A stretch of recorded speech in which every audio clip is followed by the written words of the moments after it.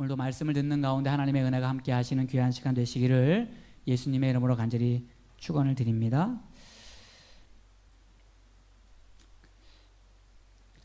우리 오늘 우리 이주열 집사님 이제 제가 발인 예배를 드리고 이제 장례를 이렇게 진행을 하면서 참 마음이 좀 너무 아프고 많이 힘들고 사실 그랬습니다. 뭐 기도했고요. 또 마음으로는 또 언제 그랬냐는 듯이 좀 벌떡 일어나서 간증도 하고 또 우리 세움교회에 정말 기둥같이 쓰임받는 권사님이 되시고 장로님도 되셔서 그렇게 좀 하나님께 영광 돌렸으면 좋겠다, 그런 마음이 정말 간절했는데 또 하나님의 뜻이 우리가 있기에 또 우리의 생명이 우리의 손에 달린 것이 아니기 때문에 우리 집사님 먼저 주님 품으로 가셨습니다. 투병하시면서 마지막 순간에 많이 또 고통이 있으셨고 어려움이 있으셨는데 하나님께서 이제 편안한 곳으로 데려가셨습니다. 만약 우리의 인생이 이 세상의 삶이 다였다고 한다면은 참 정말 허망했을 것 같아요. 정말 힘들고 정말 원통하고 그랬을 것 같아요. 그런데 예수 그리스도 안에서 우리의 삶은 이 땅에서의 삶이 다가 아님을 우리가 알기 때문에 우리가 50년, 60년, 70년, 80년, 100년, 120년 다 그렇게 산다고 해도 어차피 우리는 다 한 번 사는 인생입니다. 우리는 다 한 번 사는 인생이에요. 우리가 예수 안에 있을 때 하나님께서 그 한 번의 삶을 소망 있게 하시려고 십자가 지셨고 부활하셨고 승천하셔서 오늘도 우리에게 그 부활의 소망을 가지라고 말씀하고 계십니다. 오늘 우리 예배하는 가운데 하나님 나라를 소망하시고 믿음으로 주님을 바라보시는 복된 시간 되시기를 예수님의 이름으로 간절히 축원을 드립니다. 오늘 말씀해 보면 이스라엘 땅에서도 그렇게 좀 납득하기 어려운 일들이 일어나고 있었어요. 멀쩡히 잘 살고 있었던 땅에 수년 동안 비도 이슬조차도 내리지 않는 재앙과도 같은 일이 시작된 것입니다. 여러분 3년 반 동안 비도 안 오고 이슬도 안 내렸다고 한번 생각해 보세요. 얼마나 끔찍한 일이겠습니까? 그런 극심한 가뭄이 이스라엘 땅에 일어나기 시작했다라고 하는 거죠. 그런데 성경을 앞뒤로 가만히 살펴보면 그 극심한 가뭄이 도대체 왜 일어났느냐? 성경을 보니까 그 가뭄이 하나님 보시기에 악했던 당시 북이스라엘의 아합 왕, 정말 우상 숭배하는데 제일 갔던 아합 왕, 그리고 또 이방 여인이었던 그 이세벨, 이 우상 숭배하는 그 부부, 그 아합 왕의 부부 때문에 사실은 일어난 일이 바로 그 가뭄이거든요. 그래서 열왕기상 16장 30절 말씀에 보면 오므리의 아들 아합이 그의 이전 모든 사람보다 여호와 보시기에 악을 더욱 행했다 그랬어요. 얼마나 악한 일을 많이 했는지 그 이전의 모든 사람들보다 하나님 보시기에 악을 행했다, 이렇게 이야기하고 있습니다. 이게 성경에서 아합 왕을 소개하는 내용이에요. 이게 북이스라엘의 왕이었던 아합 왕이 이야기합니다. 이방 지역의 두로 왕의 딸 이세벨을 자기 아내로 삼았는데 그 이세벨이라고 하는 그 여인의 아버지는 두로 나라의 왕이에요. 근데 이 이세벨의 아버지의 이름이 뭐냐면 엣바알이에요. 엣바알. 이 엣바알이라고 하는 뜻이 뭐냐면 바알과 함께하는 자. 바알은 우상 아닙니까? 그 우상과 함께하는 자의 딸을 데려온 거예요. 그리고 그 이세벨의 아버지는 우상을 숭배하던 제사장이었다가 쿠데타를 일으켜가지고 정권을 차지한 아주 잔인한 왕입니다. 그런 왕의 딸을 데리고 온 거예요. 열왕기상 16장 33절에 보니까 그랬습니다. 또 아세라상을 만들었으니 그는 그 이전의 이스라엘 모든 왕보다 심히 이스라엘 하나님 여호와를 노하시게 하였더라. 그럼 문제는 지금 아합 왕이고 문제는 지금 이세벨이에요. 그 사람들이 지금 다 우상을 들여와가지고 이스라엘이 지금 우상 숭배하는 나라가 되게 되었다라고 하는 겁니다. 근데 그런데 그 아합과 이세벨이라고 하는 그 악한 왕과 그 왕비의 죄악으로 인해서 이스라엘 나라 전체가 지금 가뭄으로 인해서 고통을 당하게 됐다라고 하는 거예요. 여러분 한번 생각해 보세요. 그 땅에는 엘리야와 같은 정말 신실한 하나님의 사람들이 있었단 말이죠. 바알에게 무릎 꿇지 않은 7,000명의 사람들이 있었던 땅이 바로 그 이스라엘 땅이었습니다. 무고한 백성들 많이 있었어요. 근데 그 수많은 사람들이 3년 반 동안 그 우상숭배했던 아합과 이세벨의 그 죄악으로 인하여서 그 가뭄을, 극심한 가뭄 가운데 고통을 당한다고 하는 여러분 생각을 했을 때 얼마나 정말 날벼락 같은 일입니까? 그렇잖아요. 정말 감당할 수 없는 일이 닥쳐진 것이죠. 요즘에 우리나라에 잠깐 동안 비가 안 왔더니 난리가 났어요. 저수지마다 바짝바짝 마르고 논밭에 심은 지금 곡식들, 농작물들이 다 가뭄 때문에 피해를 입고 강물들이요 다 오염되고 지금 많은 어려움들이 있어요.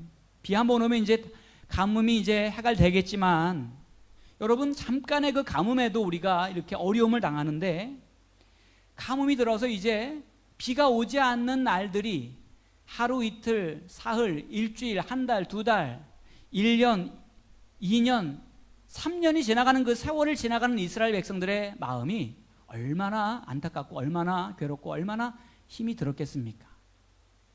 여러분 기도 안 했겠어요? 얼마나 기도했겠습니까? 얼마나 하나님 앞에 사모하는 마음으로 또 예배했겠어요? 얼마나 하나님을 바라보았겠어요? 그런데 비는 오지 않고 정말 땅은 바짝바짝 말라가고 이스라엘 땅은 하늘에서 비를 줘야 살 수 있는 땅인데 하나님이 은혜 주셔야 살 수 있는 땅인데 그 땅에 비가 없으니 얼마나 괴로운 삶을 살아갔겠습니까? 하늘이 원망스러웠을 것 같아요. 기도하는 것 자체도 힘들었을 것 같아요. 믿음을 지켜 나간다고 하는 것이 고통스러웠을 것 같아요. 요즘에 그 새벽 기도 시간에 고린도 후서 말씀을 나누고 있는데 사도 바울의 사역의 모습을 보면서 제가 참 도전이 되고 또 위안이 되었습니다. 여러분 사도 바울이 얼마나 예수 잘 믿는 사람이었습니까? 사도 바울이 얼마나 하나님을 뜨겁게 사랑했던 사람입니까? 사도 바울이 얼마나 기도 많이 하는 사람이에요. 사도 바울이 얼마나 성령의 인도하심에 민감하게 살아가는 사람들입니까? 그 정도 되면은 좀 사도 바울이 하는 사역들이 좀 확 열려지고 하는 일마다 이렇게 문제 없이 착착착 되면 얼마나 좋겠어요. 그런데 고린도후서 말씀에 보니까 이렇게 말씀하고 있어요. 우리 한번 같이 한번 봅니다. 고린도후서 1장 8절 9절 시작. 형제들아 우리가 아시아에서 당한 환난을 너희가 모르기를 원하지 아니하노니 심에 겹도록 심한 고난을 당하여 살 소망까지 끊어지고 우리는 우리 자신이 사형 선고를 받은 줄 알았으니. 여러분 사도 바울이 얼마나 그 사역하다가 얼마나 힘들었는지 심에 겹도록 고난을 당해가지고 야 정말 못 살겠다 이젠 죽겠다 살 소망까지 끊어지고 사도 바울이 나는 매일매일 죽는다 정말 삶과 죽음의 고비를 매일 넘나드는 그러한 삶을 살았던 사람이 복음을 위해서 십자가를 위해서 살았던 예수를 위해 살았던 사도 바울의 삶이에요. 사형 선고를 받은 줄 알았다는 거예요. 자기는. 고린도후서 7장 5절에 보니까 이렇게 말씀하고 있습니다. 제가 봉독해 드릴게요. 우리가 마게도냐에 이르렀을 때에도 우리 육체가 편하지 못하였고 사방으로 환난을 당하여 밖으로는 다툼이요 안으로는 두려움이었다. 마게도냐에서 사역할 때 육체가 편할 날이 없었다는 거예요. 사방으로 환난을 당했대요. 사방으로. 밖에서는 다툼이 일어나고 안에서는 두려움이 솟아나오고 그러니까 얼마나 낙심이 되고 얼마나 힘들고 얼마나 두려웠겠습니까? 하나님이 기뻐하셨던 하나님의 종 사도 바울도 하나님의 일을 감당하면서 극심한 인생의 가뭄과도 같은 그러한 인생의 고통, 역경의 순간들을 겪어가면서 그 고난들을 이겨가면서 사역을 감당했다라고 하는 겁니다. 여러분 오늘 이스라엘 땅에 시작된 3년 반 동안 이루어지는 가뭄, 그 가뭄이 의로웠던 신실했던 선지자 엘리야, 바알 우상에게 무릎 꿇지 않았던 7,000명의 신실한 사람들에게도 동일하게 임했다라고 하는 거예요.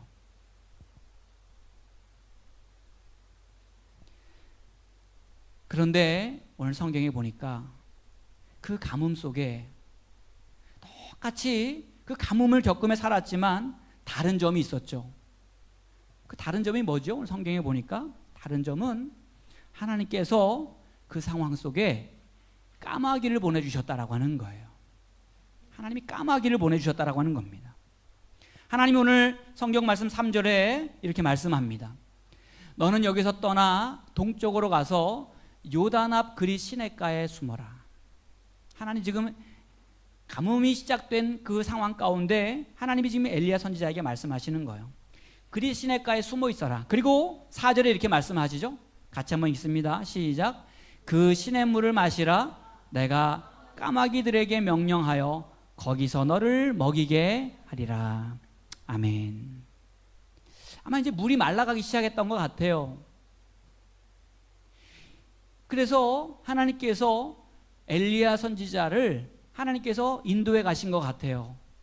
이제 비가 그치고 가물어가는 그 땅 가운데 하나님이 이제 엘리야 선지자에게 마실 물을 주시려고 그리 시냇가로 인도하신 것 같아요. 근데 여러분, 사람이 어떻게 물만 먹고 살 수가 있습니까? 물만 먹고 살 수 없잖아요. 그래서 하나님께서 엘리야 선지자에게 먹이기 위하여 까마귀를 명하여 엘리야 선지자를 먹이라고 하나님이 말씀하시는 겁니다. 그래서 6절 말씀에 보니까 이렇게 말씀하죠. 같이 읽습니다. 시작.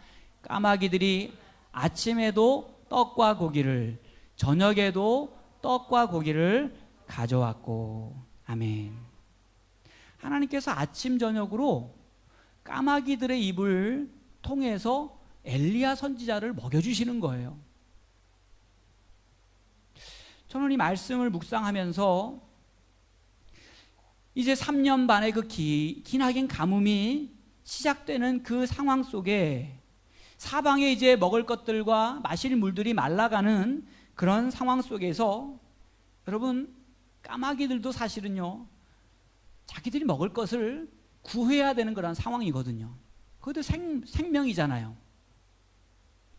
근데 까마귀들이, 그것도 한두 마리도 아닌 많은 까마귀들이 엘리야 선지자를 위해 먹을 것을 가지고 날라옵니다.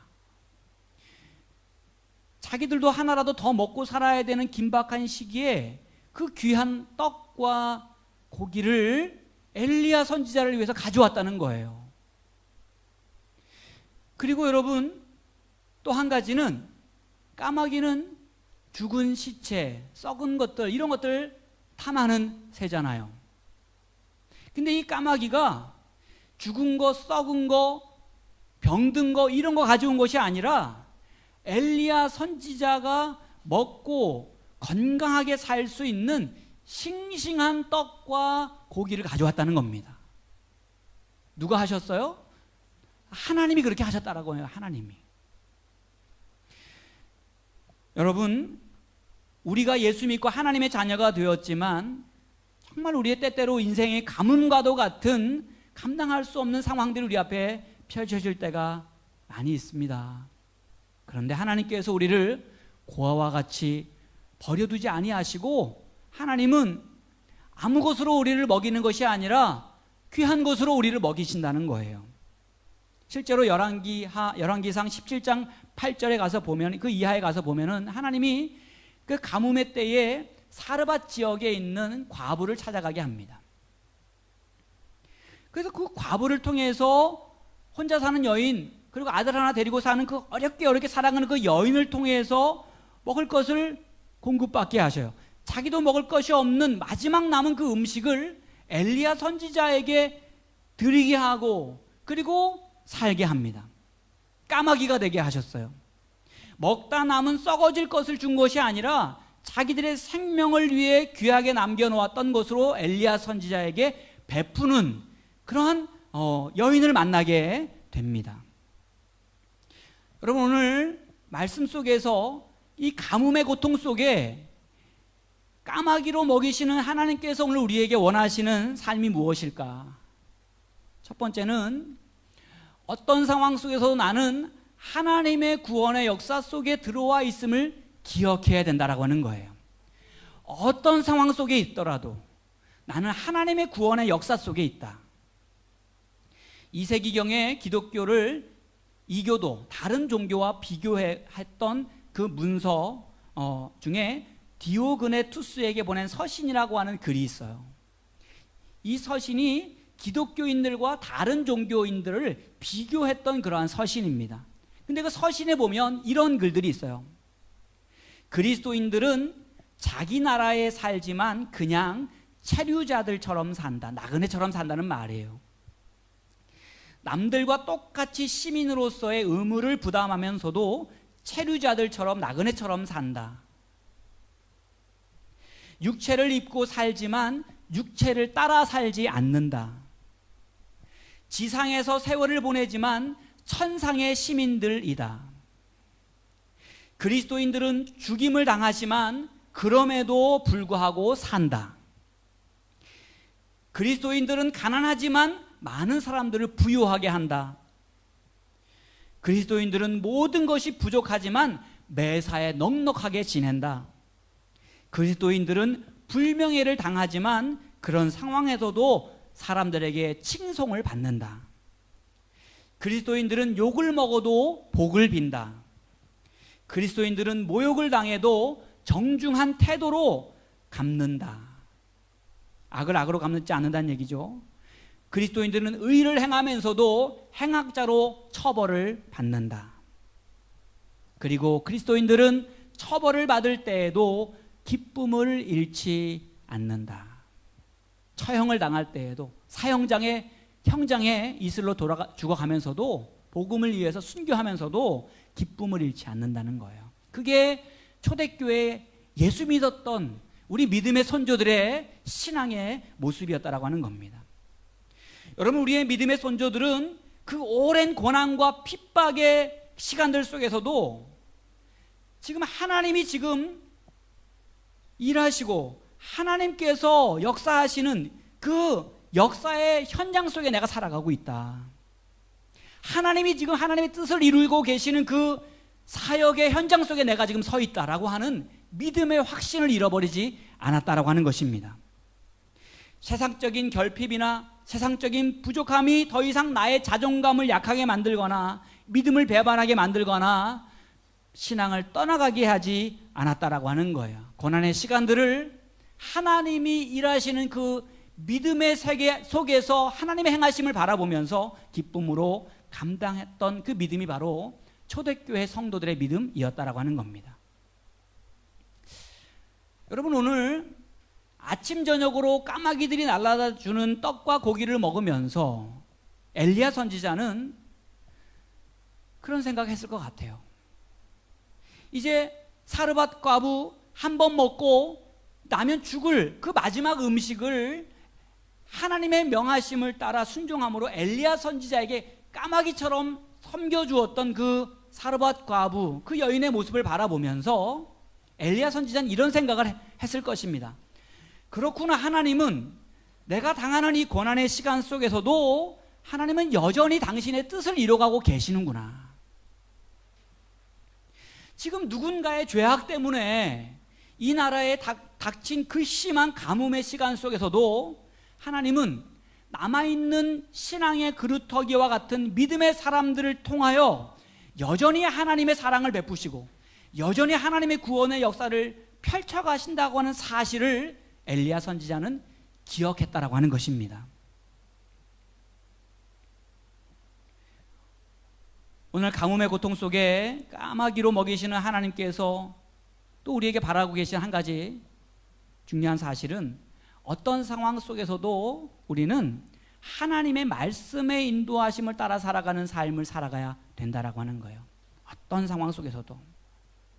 오늘 가뭄이 시작되고 민족적인 재난이 시작되었지만 엘리야 선지자의 관심은 지금 하나님이 나에게 뭐라고 말씀하시는가, 거기에 엘리야 선지자의 관심이 있었다라고 하는 사실을 여러분 기억하셔야 돼요. 지금 하나님께서 오늘 5절의 말씀에 뭐라고 말씀하셨냐면 그가 여호와의 말씀과 같이 하여 곧 가서 요단 앞 그리 시냇가에 머물매. 하나님이 엘리야 선지자에게 요단 앞 동쪽으로 가서 그리 시냇가에 가서 머물러라. 그랬더니 엘리야 선지자가 그렇게 순종하며 나아갑니다. 8절에도 보니까 그랬죠. 8절 같이 봅니다. 시작. 여호와의 말씀이 엘리야에게 임하여 이르시되 너는 일어나 시돈에 속한 사르밧으로 가서 거기 머물라. 아멘. 엘리야 선지자는 가뭄 속에 하나님의 말씀을 따라 살아가는 삶을 살았어요. 하나님 말씀이 임하는 대로 그가 나아가는 삶을 살았어요. 하나님 말씀하시면 그 인도하심을 따라 즉시 순종합니다. 여러분, 사람이요 다급하면 자기 방법이 앞서게 돼요. 다급하면 자기 경험이 앞서게 돼요. 다급하면 자기의 어떤 감정이 앞서게 됩니다. 자기의 필요와 순간적인 욕구를 따라 살아가게 되는 것이 사람의 본능이에요. 본성이에요. 그런데 엘리야는 그 다급한 상황 속에서도 하나님의 말씀이 지금 나에게 뭐라고 하시는가? 하나님이 지금 나에게 무엇을 원하시는가? 거기에 관심을 가지고 살아갔다라고 하는 것입니다. 여러분, 우리 인생의 가뭄을 만나게 될 때가 있죠. 우리의 인생의 고난의 시간을 만나게 될 때가 있죠. 그런 상황 속에서도 하나님이 나에게 보내주시는 까마귀, 영적인 까마귀, 우리의 인생의 까마귀를 만날 수 있는 길은 어디에 있습니까? 하나님의 말씀을 따라가는 삶 속에 하나님이 보내주시는 까마귀를 만날 수 있는 거예요. 엘리야 선지자가 그리 시냇가에 말씀을 따라갔을 때 하나님이 그곳에 하나님의 까마귀를 보내주셨어요. 엘리야 선지자가 사르밧 과부 그 하나님께서 인도하시는 땅 시돈 땅으로 가라고 했을 때 그 말씀을 따라 순종했을 때 하나님이 그곳에서 까마귀와 같이 엘리야 선지자를 먹이는 그 여인을 만나게 하셨어요.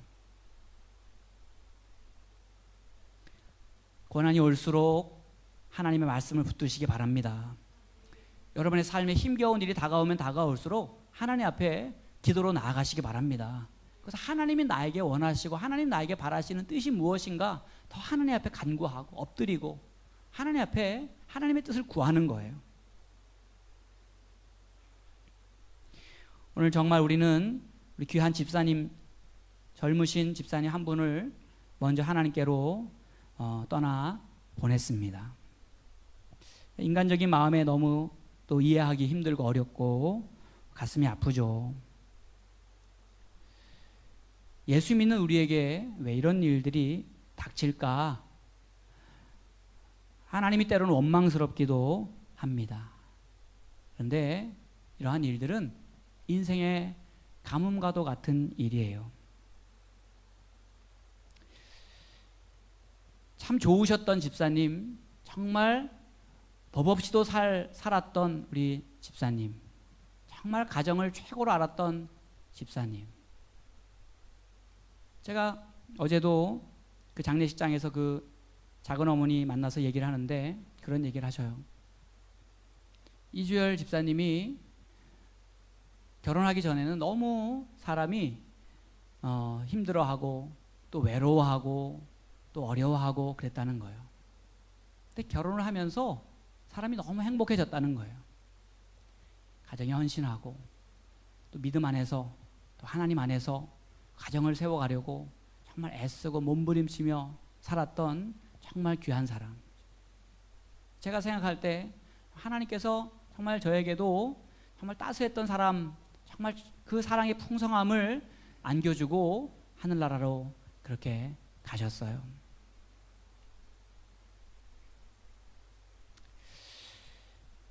비가 그친 것 같은 그런 우리의 인생의 상황이 다가오지만 여러분 기억하시기 바랍니다. 그 속에서도 하나님의 계획하신 하나님의 역사는, 하나님의 역사의 강물은 계속해서 흘러가고 있다고 하는 사실을 여러분 기억하시기 바랍니다. 하나님은 여전히 하나님이 택하신 자들을 통하여서 가뭄과도 같은 그러한 인생의 상황 가운데서 말씀으로 인도하시고 그 말씀에 순종하는 자에게 먹이시고 입히시고 채우시고 하나님의 방법대로 승리케 하시는 은혜의 삶을 살게 하신다는 사실 여러분 기억하시면서 가뭄이 있을 때 까마귀를 주시는 하나님, 말씀 앞에 내가 나아갈 때 하나님이 나를 그렇게 이끄신다. 우리 세움교회 모든 가정들이 그 하나님의 이끄심을 따라 하나님이 부르시는 그날까지, 우리의 생명이 다하는 그날까지 하나님께 붙들려 귀하게 존귀하게 쓰임받는 복 있는 삶이 되시기를 예수님의 이름으로 간절히 축원을 드립니다.